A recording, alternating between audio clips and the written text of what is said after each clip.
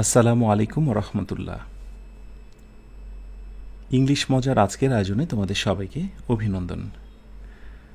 আমরা যে বিষয়টি নিয়ে কথা বলবো তার শিরোনাম দেখতেই পাচ্ছ, shortcut method of email writing. সভ্যতার এই সময়ে, সভ্যতার ক্রমবর্ধমান বিকাশে লেটারের পরিবর্তে যোজন হয়েছে ইমেল। যদিও ইমেলটা অনেক আগ থেকে ছিল, যখন থেকে কম্পিউটার এবং ইন্টারনেটের আবির্ভাব ঘটল, কিন্তু বর্তমানে এই সময়ে এসে সবচেয়ে বেশি ইমেলের ব্যবহার লক্ষণীয়। কারণ এখন মানুষের হাতে smartphone, laptop, PC with internet কানেকশানটা অ্যাভেলেবল হয়েছে। সেই জন্য এখন ইমেল ব্যাপারটা খুবই গুরুত্বপূর্ণ, এবং এর সাথে প্রতিযোগিতামূলক পরীক্ষাতেও কিন্তু ইমেল আসতে দেখা যায়, বিশেষ করে একাডেমিক পরীক্ষাগুলোতে। যেমন আমি ক্লাস 10, এইচএসসি, আলিম এবং এই টাইপের পরীক্ষাগুলোতে অনেক সময় আসে। তো স্বাভাবিকভাবেই তোমরা অনেকে জিজ্ঞাসা করো যে পরীক্ষায় লেখার ক্ষেত্রে ইমেলের জন্য কোন ফরম্যাটটা আমরা ফলো করব। ইমেল অনেকভাবে লেখা যায়, অনেক ফরম্যাটে প্রেজেন্ট করা যায়। পরীক্ষায় লেখার ক্ষেত্রে আমি যে স্যাম্পলটা দিচ্ছি, ইমেল রাইটিং স্যাম্পল, এটা তোমার জন্য বেস্ট হবে। অনেকভাবে অনেকে বলতে পারে, কিন্তু একটা মেথডই তুমি ফলো করবে, এটা তোমাকে অনেক বেশি আত্মবিশ্বাসী করবে। তো স্বাভাবিকভাবে পরীক্ষায় যেটা হয়, অনেক সময় বলা থাকে যে suppose you are Seema, now write an email to your friend Rita about the importance of learning English, অথবা about the importance of reading newspaper, etc. এরকম কোনো সময় যদি কোয়েশ্চেন্সে হিন্টস দেওয়া থাকে, ইশারা ইঙ্গিত দেওয়া থাকে, তাহলে সেই নামই ব্যবহার করতে হবে, সেই টপিকটাই উল্লেখ করতে হবে। আর যদি কোনো নাম উল্লেখ করা না থাকে, শুধু বলে যে right an email to your friend about the importance of reading news paper, অর্থাৎ তুমি তোমার বন্ধুর কাছে পত্রিকা পড়া গুণাবলী নিয়ে একটা ইমেল লেখো। অথবা write an email to your parents or father or mother asking some money, বা সেন্ডিং সাম মানি, হয় না, বই কেনার জন্য কিছু টাকা চেয়ে ইমেল। তো এক্ষেত্রে লক্ষ্য রাখতে হবে, কোয়েশ্চেনে যদি কোনো নাম উল্লেখ থাকে, যার নাম উল্লেখ করা হয়েছে, suppose you are Seema, that means তুমি ফ্রম, মানে তুমি পাঠাচ্ছ।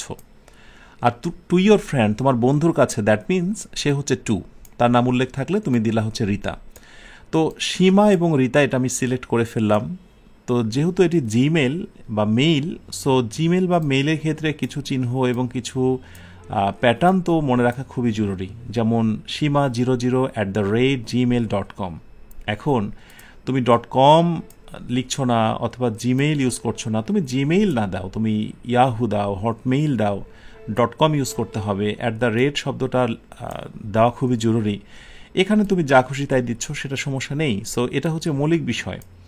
লেটার থেকে ইমেলের ক্ষেত্রে এটি হচ্ছে আলাদা বিষয়, যে এখানে কিছু ফরম্যাট জানা জরুরি। আর যারা এটা মনে রাখতে পারো না, বা নিজের নামে যাদের ইমেল আছে, তারা তো এটা দিবেই, বা তারা এটা জানোই যে ইমেল কীভাবে তার অ্যাড্রেসটা করতে হয়, লিখতে হয়। কিন্তু যাদের এই ইমেল সংক্রান্ত জ্ঞান খুবই কম, তাদেরকে বলবো যে এই দুইটা ফরম্যাট, দুইটা নাম মুখস্থ রেখে দাও। ফ্রমে দেবে তুমি সীমা, আর টুয়ে দেবে হচ্ছে রিতা, যা আছে তাই। সাবজেক্টের জায়গায় কোয়েশ্চেনে যেটা উল্লেখ থাকবে তুমি সেটাই দেবে, যেমন about the importance of reading news paper ইত্যাদি। এরপর ডিয়ার ফ্রেন্ড দিয়ে তুমি লেখা শুরু করো। এখন মনে রাখতে হবে, লেটার আর ইমেলের মধ্যে পার্থক্য হচ্ছে, লেটারে মনের আবেগ অনুভূতিকে অনেক বড় করে লেখা যায়, বা এটাই স্বাভাবিক। কিন্তু ইমেলের ক্ষেত্রে লেখাটাকে যত কনসাইজ করা যায়, ইন ব্রিফ, ছোট করে লেখা যায়, ততই বেস্ট। ছোট করে লিখে তার ভিতরে তোমার মূল কথাটা তুলে ধরতে হবে।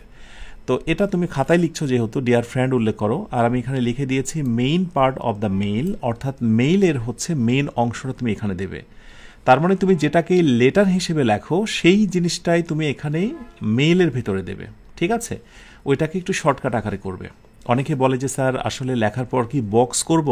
আপনি যেমন এখানে বক্স করেছেন, আরে না রে বাবা, বক্স করার দরকার নেই।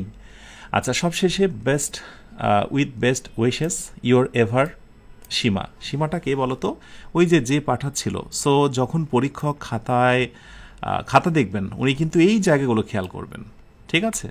সো ইমেলের ক্ষেত্রে তোমার এখানে তারিখ দেওয়ার খুব বেশি প্রয়োজন নেই, যেটা লেটারের ক্ষেত্রে খুবই ম্যান্ডেটরি। এই হচ্ছে ফরম্যাট। তুমি একটা লেটার শিখেই সেটাকে একটু পরিবর্তন করেই তুমি ইমেল লিখতে পারো। তো এই হচ্ছে ইমেল নিয়ে শর্টকাট কথা। সো কোনো ইমেলই কোনোটার সঙ্গে মিলবে না, কারণ তুমি কি লিখতে চাও। Main part of the mail বা বডি তো এক এক রকম। তো মেইন জিনিসটা তুমি তোমার মতো করে লিখবে, কিন্তু এটার প্রিফেস অর্থাৎ শুরু এবং এন্ডিংটা মোটামুটি এই কোয়ালিটি এটা মেনটেন করলেই তোমার একাডেমিক পরীক্ষাগুলোতে তুমি যথেষ্ট মার্কস পাবে এবং টিচার স্যাটিসফাইড হবে। ওকে, সো এই হচ্ছে shortcut method of email writing. ইনশাআল্লাহ পরবর্তী আরও কোনো ভিডিওতে নতুন কোনো রাইটিং বিষয় নিয়ে কথা হবে। তোমরা সবাই অনেক ভালো থেকো। আসসালামু আলাইকুম ওয়া রাহমাতুল্লাহ।